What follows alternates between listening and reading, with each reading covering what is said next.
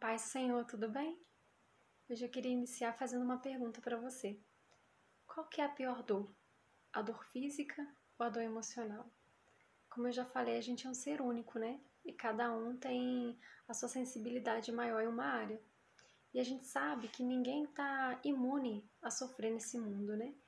E muitas dores elas são usadas para moldar a gente, nosso caráter, para mudar nosso foco, para nos despertar a se alinhar ao propósito, para ir em busca do destino que o Senhor tem para nós, né? E eu estava pensando sobre isso, porque a gente sabe que muitas pessoas são muito sensíveis à dor física, né? Mas uma dor física, a gente sabe que tem recursos físicos, né? Tem medicação, tem tratamento, né? Tem alguns tipos de tratamento para amenizar. Mas mesmo assim, muitas pessoas são muito sensíveis à dor física, elas não toleram a dor física, né? E a gente sabe também que tem vários graus de nível de dor, né? E só, eu falo, cada um sabe onde aperta o calo, né? Simplesmente enfermidades, né? Existem muitas doenças que geram dores que dificilmente conseguem ser sanadas com uma medicação. Isso é possível, né? A gente sabe disso. Mas eu queria hoje focar um pouco na dor emocional. E eu lembrei de Davi, em Salmo 42, quando ele falava a respeito da dor emocional que ele sentia, a respeito da perseguição que ele estava sofrendo. É só voltar para a dor física. Algo que eu quero alertar a vocês a respeito dessa dor física. A gente sabe que o nosso corpo ele tem vários mecanismos de defesa e muitas das vezes a dor, né, ela é usada para alertar a gente a respeito de algo que não está fluindo de forma correta. Então, para falar com vocês que se a gente conhece nosso corpo, se a gente sabe que tem alguma coisa que está disfuncional, que está saindo do normal, eu creio que a gente sim tem que buscar em Deus, em oração. Creio que o Senhor tem poder para todas as coisas, mas Ele também deixou os médicos, né, os profissionais da saúde, para poder estar auxiliando a gente num diagnóstico preciso e um tratamento preciso. Então, assim, jamais deixe de procurar ajuda médica, né? Eu sou totalmente contra a automedicação, né? Então, eu acho que quando você está nessa situação de dor crônica ou está passando por uma situação que você sabe que não está normal no seu corpo físico, você deve sim procurar uma ajuda médica, né? Para você poder estar vendo qual o melhor tratamento para o seu diagnóstico, que é feito por um profissional capacitado para isso, né? E também a dor emocional. A gente sabe que existem psicólogos, né, terapeutas que estão especializados para curar essas doenças que as pessoas têm da alma também. E se for necessário uma medicação para controle, por que não, né? A gente tem que pensar que quando a gente está em tratamento, né, é necessário um tratamento, a gente tem que abrir um pouco a nossa mente para saber que a gente é corpo, alma e espírito. E a gente tem que manter o equilíbrio de todas as três. E existem pessoas que podem nos auxiliar para essa melhora. Mas agora a gente vai voltar um pouco para a cura emocional e uma busca espiritual. E lá em Salmos 42 diz o seguinte: como eu falei, né, quando Davi estava se sentindo oprimido pela perseguição de seus inimigos. Como a corça anseia por águas correntes, a minha alma anseia por ti, ó Deus. A minha alma tem sede de Deus, do Deus vivo. Quando poderei entrar para apresentar-me a Deus? Minhas lágrimas têm sido meu alimento, de dia e de noite, pois me perguntam o tempo todo: onde está o seu Deus? Quando me lembro dessas coisas, choro angustiado, pois eu costumava ir com a multidão, conduzindo a procissão à casa de Deus, de cantos de alegria e de ação de graças em meio à multidão que festejava. Por que você está assim tão triste, ó minha alma? Por que está assim tão perturbada dentro de mim? Põe a sua esperança em Deus, pois ainda o louvarei.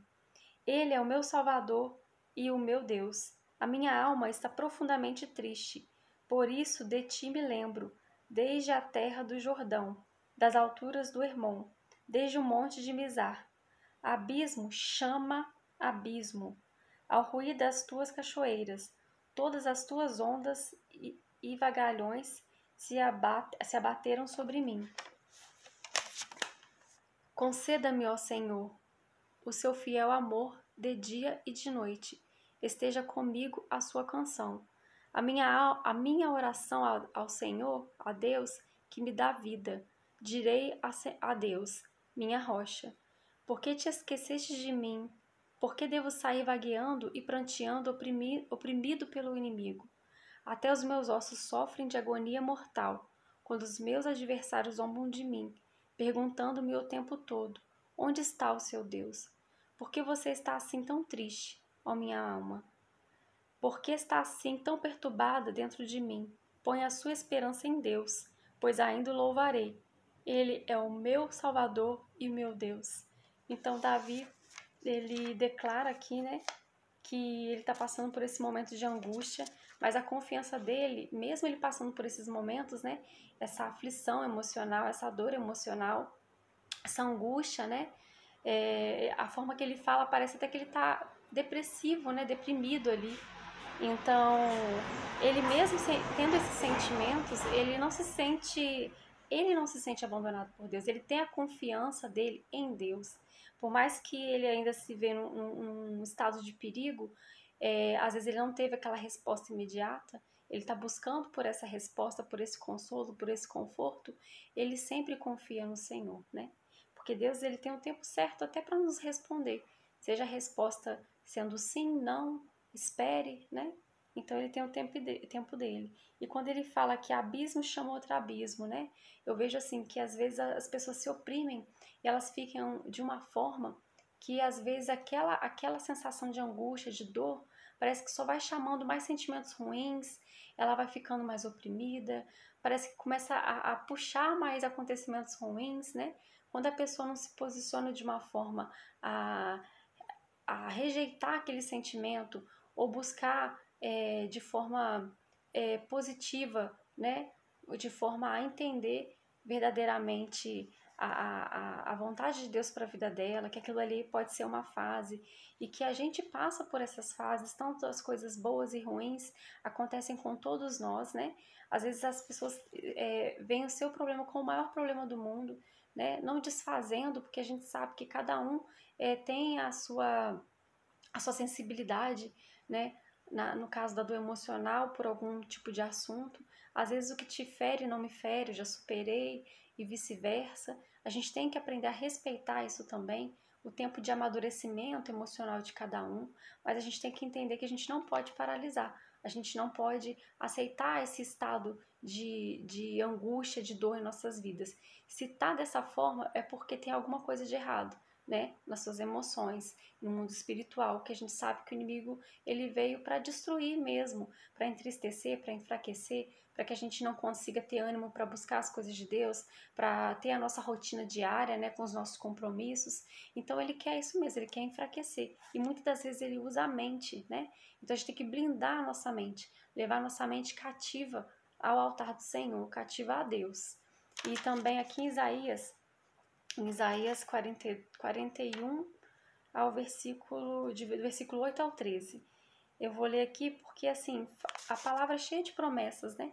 E assim como a gente vê que o povo do Senhor sempre foi perseguido, oprimido, mas o Senhor sempre estava ali com uma direção para que eles pudessem ter no seu coração a segurança em Deus, né?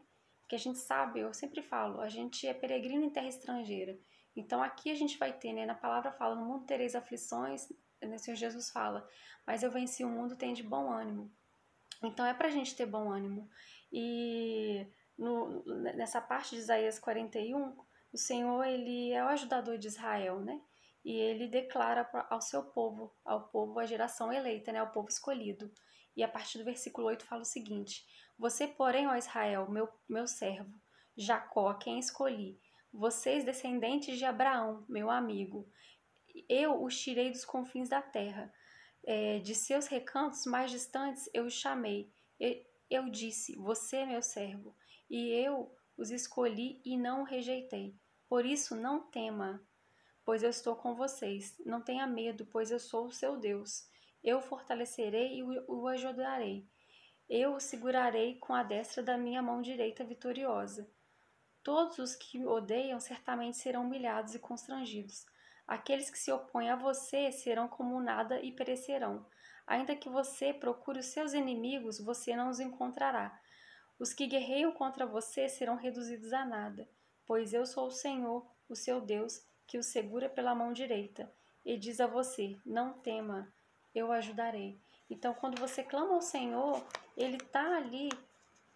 Eu falo, a gente vai passar por situações ruins, por dores, sofrimentos, dores físicas, emocionais, perdas, mas a gente tem que ter a consciência que Deus ele é por nós, né? E a gente tem que clamar a Ele, colocar as nossas angústias, as nossas dores, assim como Davi fez, né, no Salmo 42, ele foi sincero ao Senhor a respeito do sentimento que ele estava, mas no final ele sempre declarou que mesmo ele passando por tudo isso, a confiança dele estava em Deus.